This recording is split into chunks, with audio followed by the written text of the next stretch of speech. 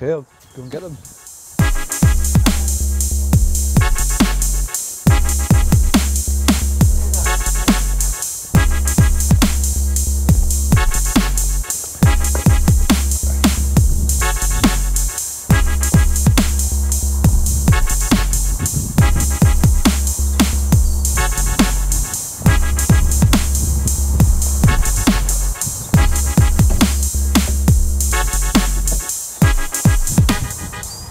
So these had about 2 days soaked in a kind of brine solution, and the idea is that that'll draw out some of the moisture that would otherwise be in the tissue of the bladder. So what we'll hopefully do now is disinfect each of these for a second time and then stuff them ready to play football.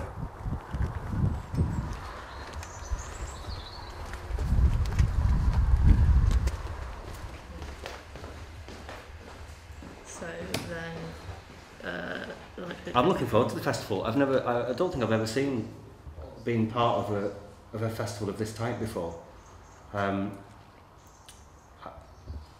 it feels, because it takes so long to get here, even though we're not that far away from our parts. I wonder what the festival will be like and how contained it will feel, and how different to what we're used to. And I think it's really interesting to bring Abandon All Devices Festival into that mix and kind of integrate into the fabric of this 700-year-old festival, whilst at the same time bringing something new and exciting and different to it. So yeah, no idea how it's all going to turn out really, but we'll see. Yeah.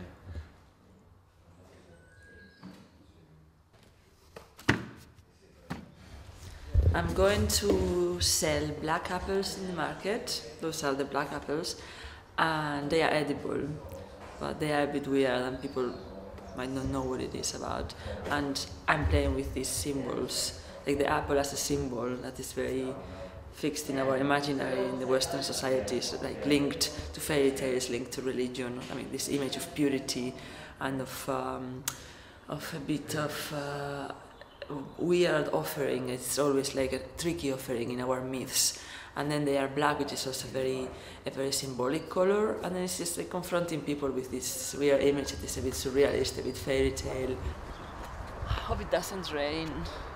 I don't want to give them for free, because then you don't really appreciate what you are doing. It's just that you grab everything if it's for free, and I want people to just go and consider the option and what is it. And also, I like to play with this market system and see, like, usually the things that are offered on sale are like the beautiful and they are hiding the dark side, and this is more like selling the dark side of it. So yeah, it's a bit like this challenge of selling this kind of thing.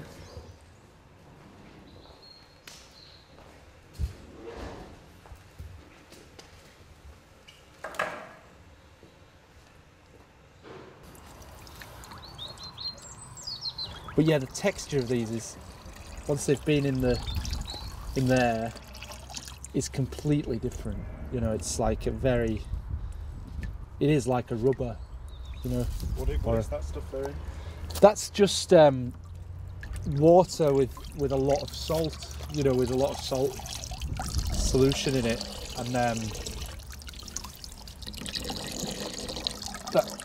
just get that out of it, and then it's ready to be filled up.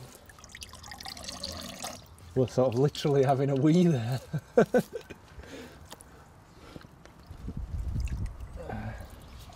So these haven't just been put in here, these were kind of inflated to quite a large size before they were put in there, so they're sort of stretched prior to the curing. So that one's probably the largest one, and you can see that that's already, you know, that is quite big. Doesn't seem as if as much liquid has got into that one, but that'll be okay. Even though we're going to be filling these with straw, it's still good to, where we'll probably cut them open to do that, because otherwise it takes too long. It's still good to inflate them and just stretch them a bit more, which this is the preferred tool. So this goes into the urethra, and then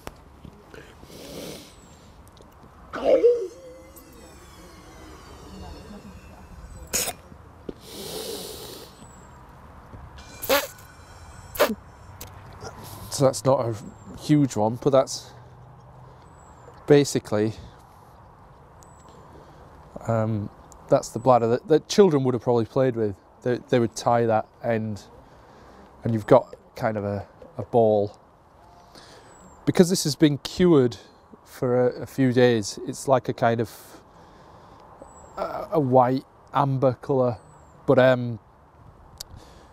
when you immediately get these veins are quite red or even almost blue, you know, so it is already a different object, and that's really, I mean, that, I don't know, like I'm pushing that really quite hard, so that is like a football.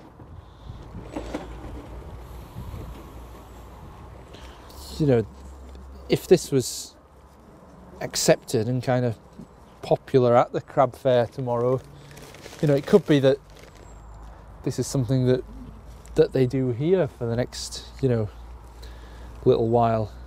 But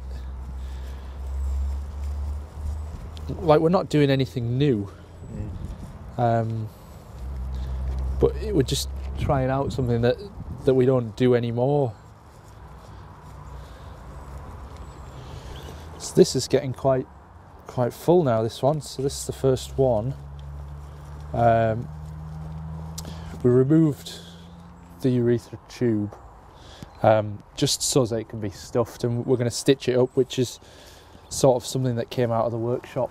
I think you can stuff with like peas or wool or different things like that, but it doesn't fill it as fast, and also the hay does seem to, it absorbs some of the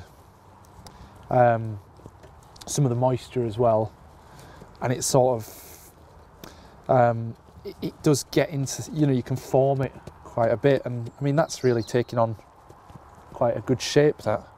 That's one of the smaller ones, so it's taken about 20 minutes or something to get that stuff to that stage. So I'm going to hang it up, dry it out a bit, get on with the next ones, and then we'll probably stitch them all up together. That's okay, yeah.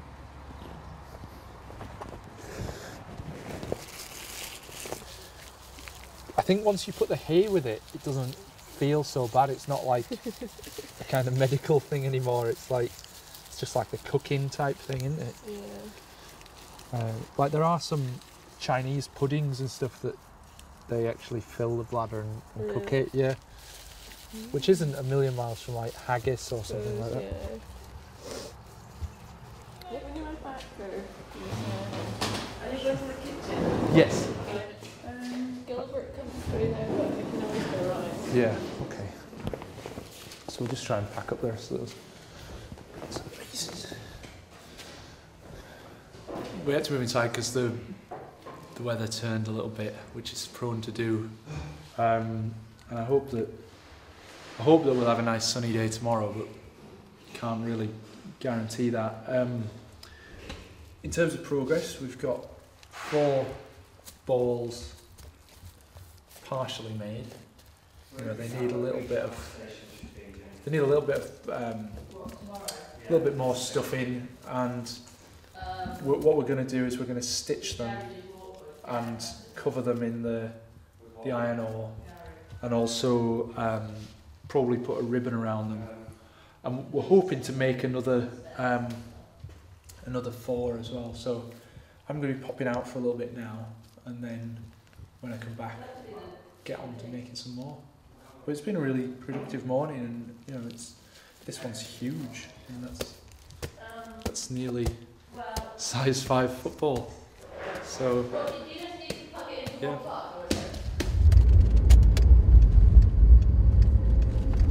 Feel on schedule. I know tonight there'll probably be a bit of panic when I remember some things that we need to do, fiddly bits, but yeah, we've got some volunteers helping Greta today, and that was going to take longer, so I think she's on target to have all our apples painted in time. And John seems to have got everything sorted, his bibs and footballs and R&R. And then we've more artists arriving tonight, so they'll just be talking through the day and making sure everyone's prepared for all the different eventualities and potential rain. We're just driving down to the main street in Egremont, and then I'm going to drive up to the field so you can see the setup for tomorrow, which is just a little bit out of the town, and they've been setting up all week in the different areas of the field where the fair takes place.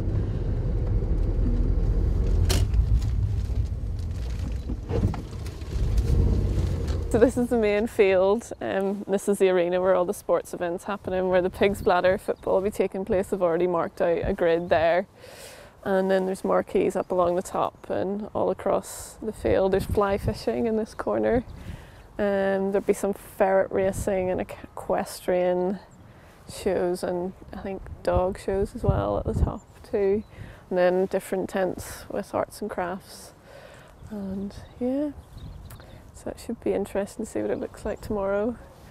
Full of people and animals and odd events. You've got your wrestling ring over there as well, so that's why that's set up. And I'm slightly nervous to how our projects will fit in together, but we've talked through them with the committee and people here, so we've hopefully got the balance right, that it's an abandoned normal devices event, but within this 700-year-old fair in Cumbria. So time will tell tomorrow.